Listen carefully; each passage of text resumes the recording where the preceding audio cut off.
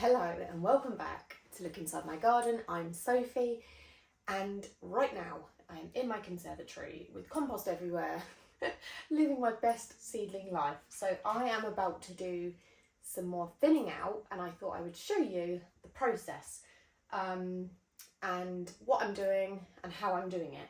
I've also got a load of seed trays here because I am about to do an Instagram live grow along.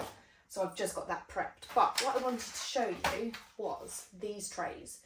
Now I love these trays. They are actually reused. They are plug plant trays. So if you've ever bought plug plants online, often they come in these tiny trays.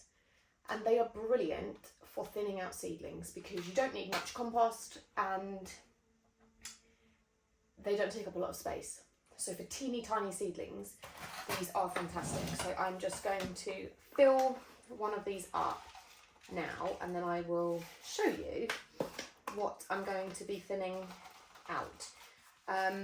If you don't already follow me on Instagram, I host lots of free seed grow alongs and I also sell seed collections which you can buy and grow along with me. So that is what the grow along was for and that is what these seedlings actually are. They're the ones that I grew with my followers in January and it is now time to thin some of them out. And actually there's lots of varieties which I haven't grown before, so a lot of these are new to me, which is really exciting. So yeah, I'm just making sure that my seed tray is nice and full. I'm just checking, just gently tapping on the cells to make sure that they're actually full and they've got enough compost in. So yeah, these are just brilliant. I've never actually bought any of these. I've got quite a few and I find that by the time the seedling has outgrown it and I've potted it on, I then just reuse it for the next seedling that needs to be planted out. So that's kind of the process. Now I'm just going to grab a tray of seedlings to show you an example of what I'm going to put in there. So this is Achillea marshmallow. These have been in here since January. Have these ones been? Yeah, these ones have been in my greenhouse. I got them out today. So you can see, let me just move closer to check that you actually can see. So you can see that they have got their seed leaves and they've started to get their true leaves, which is the second pair of leaves that they've got. So these are the seed leaves. These are their true leaves. They look really healthy, but obviously they're quite overcrowded in their cells. So I'm going to gently loosen the cell. This one's quite loose actually. Let's do this one together now while I'm up here. So just really carefully loosening the cell. You always pick a seedling up by a pair of leaves and there we have it. So I'm just going to drop that in the plug plant tray. So they will all have their own space. So that is what I'm about to do. I'm just going to see if I've got a pencil. Yes, I have. See if I can move this back a little bit. This could be my table. Excuse me, I've got a cold. It's quite a setup in here, let me tell you. An unused conservatory, but it's perfect for like an indoor seed sowing station, which is pretty much what I use it for. Now, when you're thinning out seedlings, often you have to have a word with yourself, and I'm going to have a word with myself right now. Sophie, how many Achillea marshmallow do you actually want? Because having a tray full, like that's going to be a lot. What I think I'll do actually is thin out the whole lot, and then any extras I can give away. That's a good idea. I work in a school, so anything that's extra I can take to school and put in the greenhouse for my kids. I'm just checking the time because I'm going live at 4 o'clock. But yeah, I just thought it would be a good time to just crack on and do some of these. Now the great thing about these trays also is you can mix varieties. So you could do a line of Achillea, a line of, what have I got up here? Erigeron, because actually everything's germinated, so it doesn't matter if it grows at a different rate. I personally don't sow seeds of mixed varieties in one of these trays, but you totally can put different seedlings in there. So I'm just going to take that seedling and carefully drop it into that cell. And then I can just use a pencil just to make sure that the root is in the right position, and then gently backfill. And then that will be enough space for that tiny seedling for, well, for ages. And it just, yeah, it's a great way of utilising space, freeing up space. What you don't want to do with a tiny seedling like this is put it in a big 10 centimetre pot, for example. That would not be great. So yeah, I'm just thinning these out. And often you might have loads of seedlings. Some will look really good and others might look a bit weedy. So it's a great opportunity to get rid of any seedlings which don't look amazing. But when you are growing, it's really easy to just want to save everything because you're so proud of yourself. And you just don't want to let any go, but you just can't keep everything. Another thing that I do actually, and I'm going to do it again this year, is, and loads of people could do this, connect with a local care home. And actually, when you've done your thinning out and you don't need any more, give a pot of overcrowded seedlings to a care home and let them do the thinning out. A local care home have taken mine, and oh my god, the joy it brought the residents was just amazing. So definitely think about schools, nurseries, and yeah, care homes when you have got just loads of seedlings, because it is just a process that takes them back and they love it. And it's, you know, we know how beneficial things like this are for our mental health. And oh my god, it just fills me with joy to think that, yeah, people get such pleasure out of doing something like this. So yeah, definitely think about that. You know, seedlings don't ever have to go to waste. I can always find people to take seedlings off my hands. So here we go. You can see that this is quite a process, but I find it really therapeutic once I get in the mood and once I've got everything set up. And that's why having an indoor kind of seed station is really great. If you have a partner who is willing to allow you to bring compost and stuff inside. Obviously you can do this in a greenhouse, you can do it outdoors, but it's just quite nice to be able to do it of an evening or when you've got a bit of time. Right, so that's nearly a whole row of Achillea marshmallow done. I'm gonna whip out another one just to fill in my last. And then it's literally just a case of wait and see how long the next bit takes. The only thing that is gonna potentially go wrong with seedlings like this is a slug could eat them. Hopefully that's not going to happen. Or you need to be really mindful of making sure that the cell trays in your greenhouse or cold frame aren't getting too wet, because seedlings risk something called damping off, which is where they basically just rot. Their stems just rot where they've been too damp. And also fungus gnats. Fungus gnats, if they are in your compost and larvae is in your soil, they can eat the roots of plants, which is really annoying. So yeah, you want to be careful that doesn't happen. So 2, 4, 6, 8, 10, 11. So I've got 11 of those. I mean, I don't even know where these are going to go. So 11 might be good. How much time have I got? I might just do one more row because I've got them here. So let's go for this cell now. Again, I'm just going to pluck them out. 1, 2,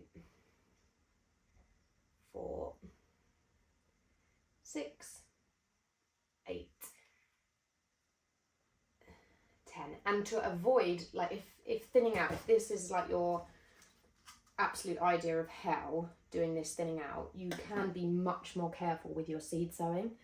and try and get 1 or 2 seeds in your cell at the point of sowing. And what that means is that you avoid this fiddly bit. And if you've got a couple in your cell and you only need 1, you just pluck out the weaker of the 2. So you absolutely don't have to do all this thinning out, but you know, it's good to sow more than you need because you've got backups. And it's definitely, well, I just like sowing in bulk. It's just like, get it done. And then it just gives you, the option of having lots if you need them. Right, so they're all in. I'm just gonna backfill that. And actually, I really need to make some time this week to actually get in the garden and do some jobs. I've just been so busy creating a beginner gardener course, which actually launches next Sunday. I'm super excited about that. But yeah, I've just been so busy that I haven't been in the garden. I always set myself a goal of having a really busy winter building this course, and yeah, we're nearly there now, which is super exciting. And then I can get outside and garden. And actually, I was out with my son last night and we noticed that at 5:20 it was still light, which is amazing. So yeah, those extra hours of light in the afternoon, oh my God, just makes such a difference. And definitely if you're someone that struggles with, you know, making the time to garden, I do something called power gardening, where I will set myself a timer and set myself a goal. So if I've got half an hour, just set yourself a timer and just get as much as you can done in the time. And it's a really efficient way of being super productive, and I've done it for years, and it's, to be honest, it's the only way for me. And the kids are really good, like they're really understanding. If I'm like, right, mummy needs, and usually it's when we get home from school, right, mummy needs to go in the garden, amuse yourself for an hour. Or, you know, I use like screen time. The boys love to play on the Xbox together, so you know, if I've got jobs in the garden, they want to chill out after school, that's the deal. They get time to themselves, I get time to myself. It's a win-win. It just kind of works. Right, so these are in. Amazing. So that is 2 rows of Achillea marshmallow done. I've also got some Erigeron here, which are really tiny. Let me show you how tiny these are. They're like minuscule. Let's do a row of them as well. I think I've got enough of them. Let's quickly do a row of them, and then it'll be time for me to go. God, I sound really breathless. I've got a bit of a cold, and yeah, I definitely feel it today, that's for sure. Oh my God, these are so tiny and delicate. Again, you want to only be pulling them by their leaves. Oh, I broke that one off. And if any didn't come out well, there's no point even trying to save them when you've got so many. Wow, the roots are so long. I'll show you this in a second. Such long roots, like teeny tiny leaves. It's just, it blows my mind. Every season when I grow things, it just totally blows my mind that we plant a seed and then a full-blown plant grows. It's mental. And I get such pride in the summer, like wandering around my garden, knowing that I've grown all these things. It's just, I don't ever get bored of that feeling. Probably you'll be able to relate to that, but I just find the whole process amazing. And I love the fact that in school this week, I built some little greenhouses with my class, and we planted our first seedlings of the year. We did sweet peas, and oh my God, actually we didn't only do sweet peas. We then got carried away and sowed loads of stuff, but oh my God, just the excitement for the kids of seeing a picture on a packet and knowing that they are sowing the seed of something that's going to grow. It's just amazing. It's literally amazing. Well, I'm just backfilling these. These are much more delicate than the Achillea.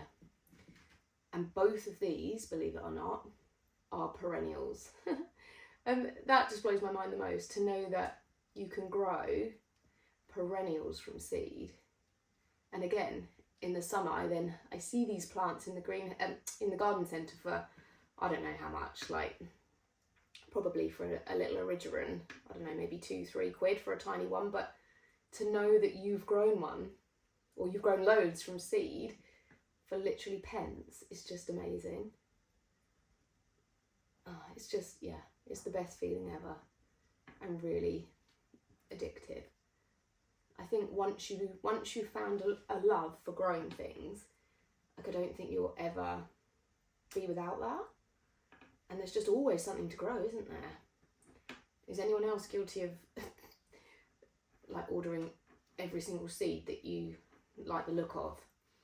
Like, my seed collection is quite ridiculous. I've got so many seeds that I obviously looked at and thought, oh yeah, that would be really nice. But the reality is that there's so many things I can't possibly get round to sowing everything, because I just actually don't have space for everything to grow. But it's, yeah, it's fun dreaming and it's fun planning. Maybe one day I'll have enough land to just like grow loads of stuff. I would love that. That would be a dream, to have, yeah, just the space to grow loads more flowers.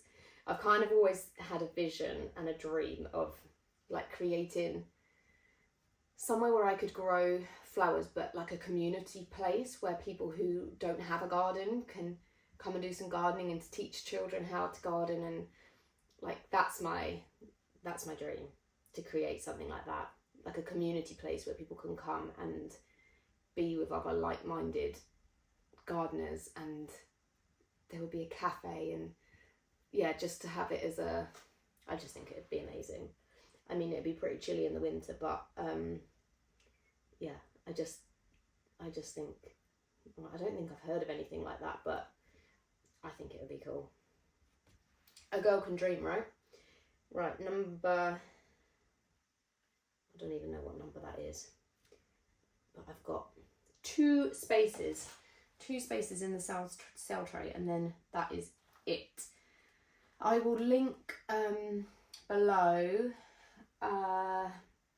this seed collection, because these actually can be sown, I believe, into March as well.